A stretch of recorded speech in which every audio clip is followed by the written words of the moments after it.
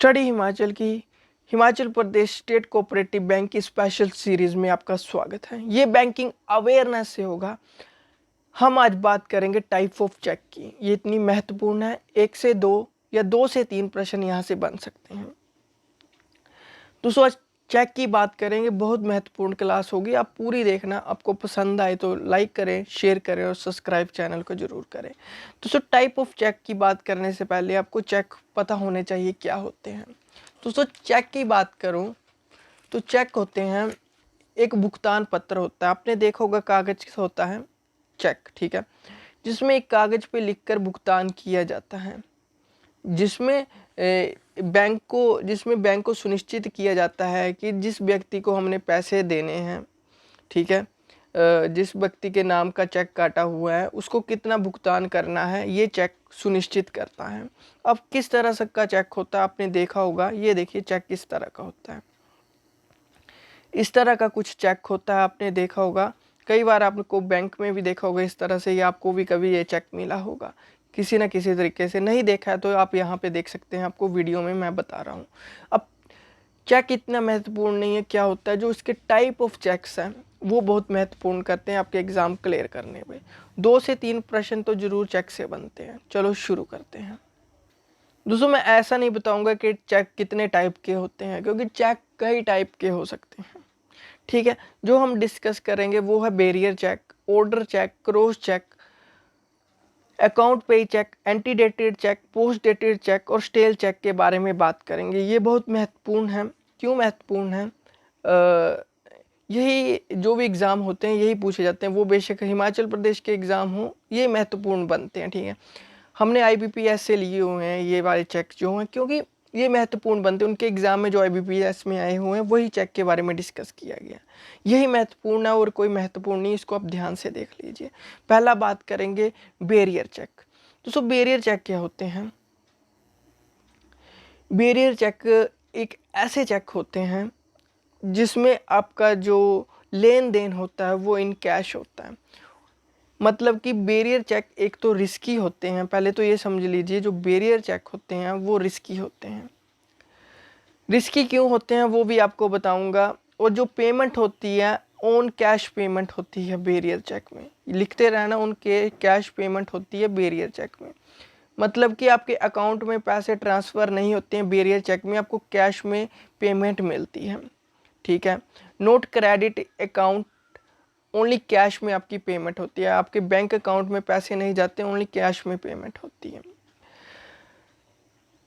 और पे में किसी का भी नाम हो, XYZ को भी पेमेंट हो सकती है। इसके बारे में भी बात करेंगे कि ड्रॉयर, ड्रॉई एंड पेई क्या होते हैं। अभी आप पेई समझ लीजिए कौन होते हैं। पेई वो होते हैं जो रिसीव करते हैं पेमेंट को। बता देता हूँ बैरियर चेक से पहले आपको एक चीज़ बता देता हूँ। देखिए ड्रॉयर, ड्रॉई और पेई, ठीक है। जो ड्रॉयर होते हैं वो होते हैं ओनर, ठीक है। ओनर कौन होता है? जिसके पास चेक होता है, जिसने पैसे देने होते हैं, जिसके अकाउंट से पैसे निकलने होते हैं, सेकंड पर्सन के अकाउंट में पैसे जाने होते हैं या कैश में हैंड में जाने होते हैं। ड्रॉई हो गया ओनर, ठीक है। हु साइंड द चेक, जो चेक पे साइन करता है वो होता है ओनर। ड्रॉई होता है bank, one who makes the payment. ड्रॉई वो होता है जो आपको पेमेंट प्रोवाइड करेगा, चेक लेने के बाद आपको पेमेंट प्रोवाइड करेगा। पे वो होता है हु रिसीव्ड द पेमेंट, जो पैसे या जिसके अकाउंट में पैसे जाने हैं या फिर कैश में जिसके हाथ में पैसे जाने होते हैं वो होता है रिसीव पे। ड्रॉयर ओनर, ड्रॉई होता है बैंक और पे होता है कौन? रिसीवर। अब क्या बात कर रहा हूँ, बैरियर चेक समझिए। तो बैरियर चेक होते हैं, पहले तो ऑन कैश पेमेंट होती है, इसमें अकाउंट में पैसे ट्रांसफ़र नहीं होते, ऑन कैश पेमेंट होते हैं। ये रिस्की होते हैं। रिस्की क्यों होते हैं अब आपको बता देता हूँ। एग्जाम्पल के तौर पर मैं पापा के पास गया, पापा जी मुझे 2000 रुपये चाहिए। पापा ने बोला मेरे पास तो पैसे ही नहीं है। तो आपने बोला आपके पास तो चेक बुक है, ठीक है। तो पापा ने क्या किया, आपको 2000 का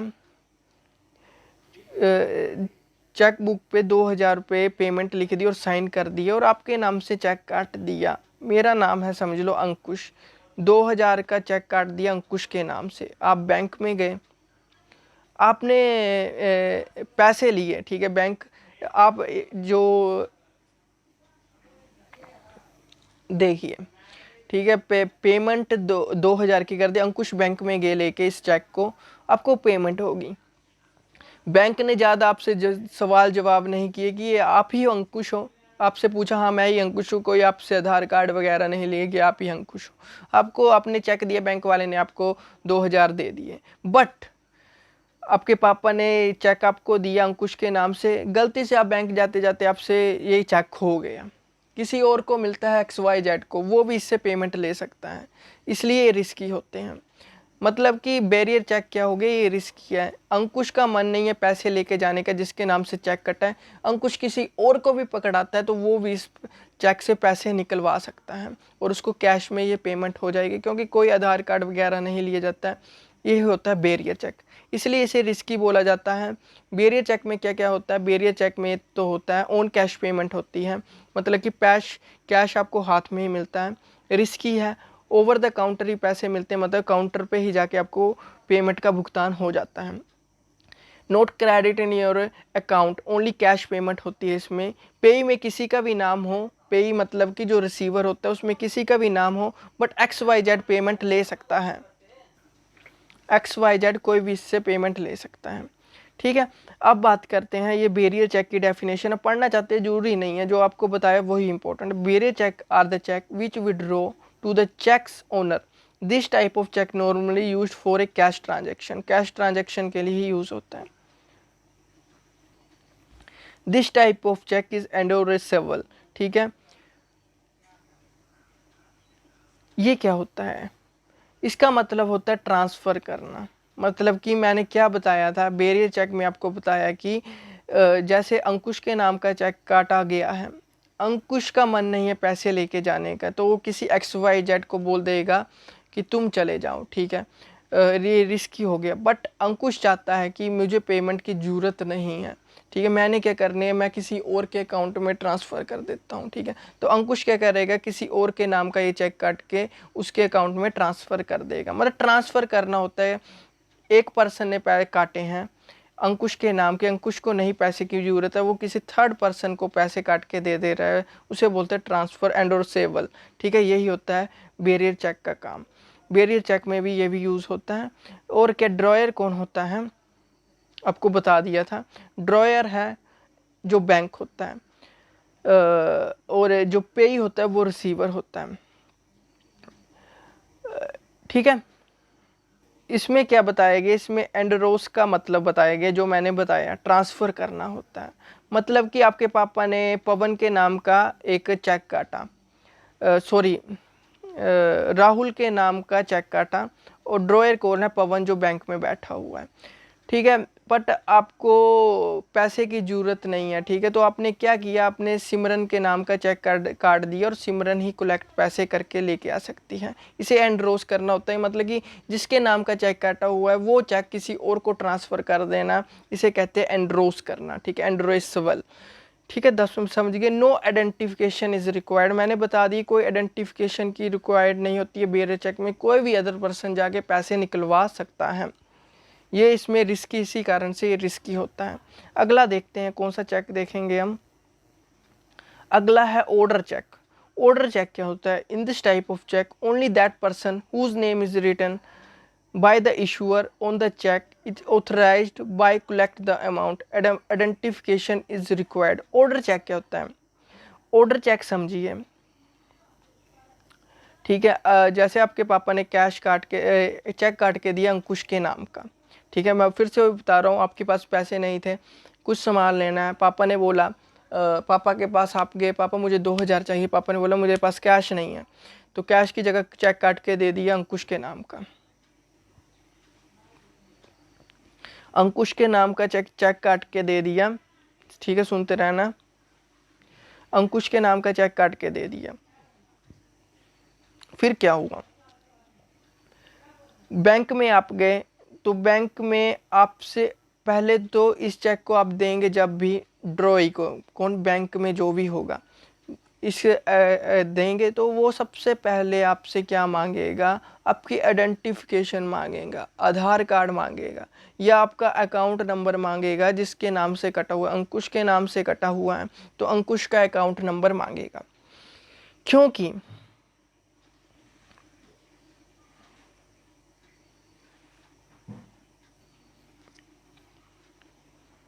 ठीक है, सॉरी दोस्तों, फिर से एक बात करते हैं ऑर्डर चेक की, और थोड़ा सा मैं गलत हो गया।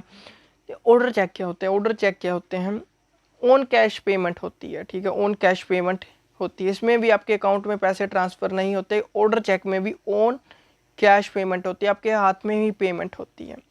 बट इसमें आइडेंटिफिकेशन रिक्वायर्ड होती है, या तो आप अपना आधार कार्ड दे सकते हैं, ठीक है, या आपके पास बैंक में कोई अकाउंट नंबर है उसी बैंक में जिससे आपने कैश लेना है, या वो भी दे सकते हैं।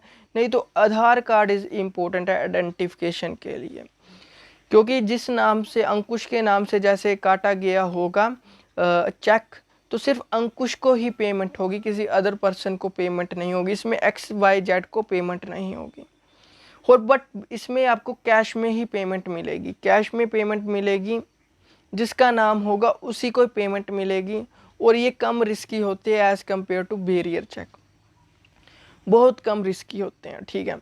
ऑर्डर चेक को आप समझ गए क्या होता है, कैश पेमेंट मिलेगी, पेमेंट में जिसका नाम है उसको ही पेमेंट मिलेगी, ठीक है। बट बैरियर चेक में ऐसा नहीं था, ठीक है, किसी का भी नाम हो तो बैरियर चेक में किसी को भी पेमेंट मिल जाती थी, पर ऑर्डर चेक में उसी को ही पेमेंट मिलेगी जिसका नाम है, और ऑर्डर चेक में पेमेंट उसी को ही मिलेगी जिसका नाम है, और ये आपको कैश में ही पेमेंट मिलेगी, आपके अकाउंट में पैसे ट्रांसफ़र नहीं होंगे। समझ गए होंगे दोस्तों। अब अगला देखते हैं, अगला कौन सा है, इसको छोड़ते हैं। एंटीडेटेड, अभी एंटीडेटेड नहीं करना है, अभी क्रॉस चेक करना है।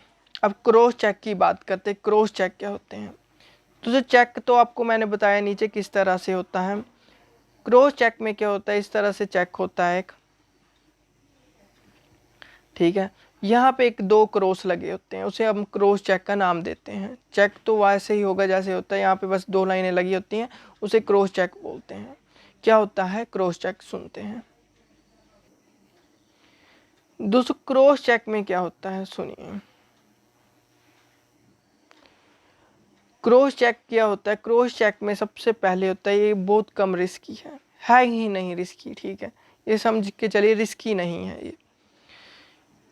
आपको क्या है, इसमें आपको कैश में पेमेंट नहीं होता है, आपके अकाउंट में ही पैसे ट्रांसफ़र होते हैं क्रॉस चेक में। तीसरा, तीसरा सुनना है, अकाउंट में पैसे ट्रांसफ़र होते हैं, जिसके नाम से चेक कटा है उसी के ही अकाउंट में पैसे ट्रांसफ़र होंगे, किसी अदर के अकाउंट में पैसे ट्रांसफ़र नहीं होंगे। जो पेई होगा, पेई कौन होता है, जो रिसीवर, जिसके अकाउंट में पैसे जाने हैं। मैंने बताया था ड्रॉयर, ड्रॉई और पेई। पेई वो होता है जो रिसीवर है, one who received the payment, जिसके अकाउंट में ये एक क्रॉस चेक से जिसके नाम से चेक काटा है उसके अकाउंट में पैसे चल गए, ठीक है। वो चाहता है, उसको पैसे की ज़रूरत नहीं है, तो वो किसी और अदर फर्म के भी पैसे को एंड्रोस कर सकता है, मतलब ट्रांसफ़र कर सकता है। इसमें भी आपको क्या मिलती है, एंड्रोस करने की सुविधा मिलती है। एंड्रोस मतलब कि जिस फर्म के नाम से पैसे काटे, आपके पापा ने अंकुश के नाम से चेक काटा है, अंकुश चाहता है मुझे किसी अदर फर्म के नाम से, अभिषेक के नाम से पैसे ट्रांसफ़र करने, तो वो एंड्रोस कर सकता है इसी चेक को, किसी और पेई को दे रिसीव कर सकता है, किसी और पेई को ये ट्रांसफ़र कर सकता है पैसे। एंड्रोस करने की सुविधा क्रॉस चेक में भी आपको मिलती है, ठीक है। और ऑर्डर चेक में भी एंड्रोस की सुविधा मिलती है। बस ये है, क्रॉस चेक में कैश ऑन पेमेंट नहीं होता, इसमें होता है आपके अकाउंट में ट्रांसफ़र होते हैं पैसे, और उसी के अकाउंट में ट्रांसफ़र होंगे जिसके नाम से चेक कटा होगा। और एंड्रोस की मतलब कि किसी अदर पर्सन को ट्रांसफ़र करने की सुविधा इसमें भी मिलती है, ठीक है। जो बैरियर चेक है, ऑर्डर चेक है, क्रॉस चेक में एंड्रोस की सुविधा मिलती है। आगे देखते हैं कि अगले में भी मिलती है कि नहीं मिलती है, वो भी देखते हैं। चलो देखते हैं दोस्तों। एक चेक होता है अकाउंट पे चेक, वो मैंने लिखा नहीं है, एक और चेक लिख लीजिए, अकाउंट पे चेक, ठीक है। अकाउंट पे चेक क्या होते हैं, अकाउंट पे चेक कैश में पेमेंट नहीं मिलेगी, अकाउंट में भी आपके क्रेडिट होंगे और जिसके नाम से चेक कटा है उसी को ही ये रिसीव होंगे, उसके अकाउंट में ही पैसे जाएंगे। बट इसमें एंड्रोस करने की सुविधा नहीं होती है। जिसके नाम से ड्रॉयर ने चेक काट दिया उसी के ही अकाउंट में पैसे ट्रांसफ़र होंगे। जो पेई होगा, जिसके अकाउंट में ट्रांसफ़र ड्रॉई ने की है, वो किसी पेई अगले को ट्रांसफ़र पैसे नहीं कर सकता है। मतलब कि इसमें एंड्रोस की सुविधा आपको नहीं मिलती है। देख लीजिए, क्रो चेक इज एंड्रोसबल, ठीक है। एंड्रोस करने की सुविधा क्रॉस चेक में होती है। आगे देखते हैं एंटीडेटेड चेक क्या होते हैं। आप डेफिनेशन पढ़ना चाहते हैं तो डेफिनेशन पढ़ सकते हैं, पर इम्पोर्टेंट नहीं है। जो मैंने बताया 3-4 लाइनें वो आपको याद रखनी है, वही क्वेश्चन बनते हैं। अब एंटीडेटेड चेक क्या होते हैं, मान लीजिए एंटीडेटेड चेक के बारे में बात करते हैं। मान लीजिए आप अपने पापा के पास गए, पापा मुझे 2000 पैसे चाहिए। पापा ने फिर से कह दिया मेरे पास नहीं है, मुझे कैश में मैं तुम्हें चेक काट के दे देता हूँ, या कोई अदर फर्म, ये मैं पापा की बात ऐसे ही कर रहा हूँ, ठीक है। कोई भी आपको चेक काट के देता है, चेक काट के दे दिया, ठीक है। कब चेक काट के दिया, यहाँ पे डेट लिखी, पापा ने लिखी 16 जुलाई 7/2020, ठीक है। चेक की पेमेंट करने का क्या होता है, चेक की जो पेमेंट होती है वो 3 मंथ होती है, ठीक है। 3 मंथ के बीच बीच में आप चेक से पेमेंट बैंक से कभी भी ले सकते हैं। उसके बाद लेंगे तो पेमेंट नहीं होगी, ये एक्सपायर हो चुका होगा चेक। अब एंटीडेटेड चेक की बात करते हैं। एंटीडेटेड चेक वो चेक होते हैं, देखिए अंकुश के नाम से पापा ने चेक काटा, 16/7/2020 को डेट भी लिख दी पापा ने, ठीक है। अब क्या हुआ, आपने चेक लिया और आपने सोचा है मेरा आज मूड नहीं है पैसे बैंक से निकलवाने का, कल जाता हूँ। 3 मंथ के बीच में भी कभी भी जाता हूँ, चलो 16 नहीं, आप 17 को बैंक चले गए, 16 को नहीं गए, जिस दिन का चेक कटा 17 को चेक कर, तो बैंक क्या आपको बोलेगा, ये तो एंटीडेटेड चेक है। मतलब कि ये तो जिस दिन चेक काटा था 16/7/2020 को, आपने उस दिन पेमेंट नहीं ली, तो 17/20, मतलब कि बैंक आपको बोलेगा नहीं, उसको पता होगा जब ये अपने कंप्यूटर में डालेगा तो वहाँ पे लिख देगा ये एंटीडेटेड चेक है। उसमें आपको कोई फ़र्क नहीं पड़ेगा, आपको उतनी पेमेंट होगी, आपको कोई चार्ज नहीं लगेगा, कोई फ़ाइन नहीं लगेगा। इस माने 3 मंथ में आप चेक की पेमेंट कभी भी ले सकते हैं। बस एक नाम दे दिया गया है कि मतलब कि आपको पापा ने 16 तारीख का चेक काट के दिया, आप 17 को या 3 मंथ के बीच बीच में, 16 को नहीं ली है पेमेंट, मतलब 17 या उसके 3 मंथ के बाद में कभी भी पेमेंट ली, 3 मंथ के बीच बीच में, 17 से या 3 मंथ के बीच बीच में कभी भी पेमेंट ले ली है, तो उसको बोलते हैं एंटीडेटेड चेक। मतलब 16 को पेमेंट नहीं हुई है, 17 को जब शुरू होगी उसको बोल देते हैं antedated cheque. It data entered on the cheque is, ठीक है। ये डेफिनेशन करने की ज़रूरत नहीं है, सॉरी, बस ये याद रखना क्या हो गया। जैसे 16 को काटा है पापा ने चेक, तो आप 17 को ले रहे हैं पेमेंट, या आप 17 को बैंक जा रहे हैं, 18 को जा रहे हो, 1930 मंथ के बीच बीच में कभी भी जा रहे हो, उसको बोल देंगे एंटीडेटेड चेक। 16 को पेमेंट नहीं लिया मतलब। अब पोस्ट डेटेड चेक क्या होता है, ठीक है। पोस्ट डेटेड चेक क्या होता है दोस्तों, पोस्ट डेटेड चेक क्या होते हैं, पापा ने आपको चेक काट के दिए या किसी फर्म से भी आपको चेक आया अंकुश के नाम से, बट उन्होंने यहाँ पे डेट नहीं लिखी है, ठीक है। डेट नहीं लिखी है, मतलब कि डेट आप खुद आपको चेक मिल गया, साइन भी हो गए, जिसने ड्रॉयर ने आपको, ड्रॉयर वो ओनर जिसने आपको चेक दिया है, ठीक है। पेई आप होंगे, रिसीवर जो होगा पेई, बट आपने यहाँ पे डेट नहीं लिखी है। डेट नहीं लिखी है मतलब कि डेट आप खुद लिखोगे कि जब भी आपको चेक की ज़रूरत होगी, पैसे निकलवाने होंगे, ड्रॉयर ने आपको दे दिया है चेक, अब आपकी मर्जी है, जब भी आप चेक से पैसे निकलवाना चाहते हैं तो खुद डेट लिख के आप पेमेंट निकलवा सकते हैं। उसे कहते हैं पोस्ट डेटेड चेक, ठीक है। पोस्ट डेटेड चेक आप समझ गए, ऐसे समझ लीजिए। पोस्ट डेटेड चेक वो होते हैं जिसमें फ्यूचर की डेट लिखी होती है, अपकमिंग विड्रॉ डेट, ठीक है, अपकमिंग विड्रॉ डेट, बस ये समझ लीजिए। It is a cheque issued by the drawer to the payee for the upcoming withdraw date, this type of cheque is known as post dated cheque. या तो ठीक है, दो तरह से, या तो आप खुद डेट लिख लेंगे, या वो जिस दिन ड्रॉयर ने चेक काटा होगा वो फ्यूचर की डेट लिख देगा कि समझ लीजिए आपको 18 तारीख को चेक दिया है, पर वो डेट कब की लिख देगा, 18 जुलाई की डेट लिखी हुई है, 18 जुलाई को चेक काट के दिया है, पर वो डेट लिख देगा 25 जुलाई की, कि 25 जुलाई से आप चेक के मनी कभी भी ले सकते हैं। ठीक है, वो होते हैं पोस्ट डेटेड चेक। अब आगे चलते हैं, एक होता है stale cheque, STALE, stale cheque. It is a cheque is not presented to the bank within 3 months from the date written on the check is known as stale check। एक cheque 3 month तक valid होता है, ये तो आपको मैंने पहले भी बताया। After 3 month it will be invalid, is called stale cheque.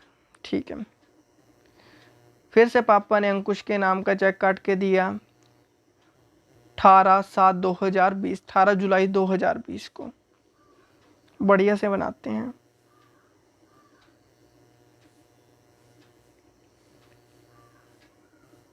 ठीक है, 18/07/2020 को चेक काट के दिया पापा ने, बट अंकुश के नाम का या किसी भी और फर्म के नाम का। अंकुश ले रहा हूँ कि आपको याद हो जाए। बट आप 3 मंथ तक वो चेक की मनी लेने ही नहीं गए, बैंक में ही नहीं गए। अब 3 मंथ के बाद आप बैंक में जा रहे हो तो वो इनवैलिड करार दे दिया जाएगा, क्योंकि चेक की जो वैलिडिटी होती है वो 3 मंथ होती है।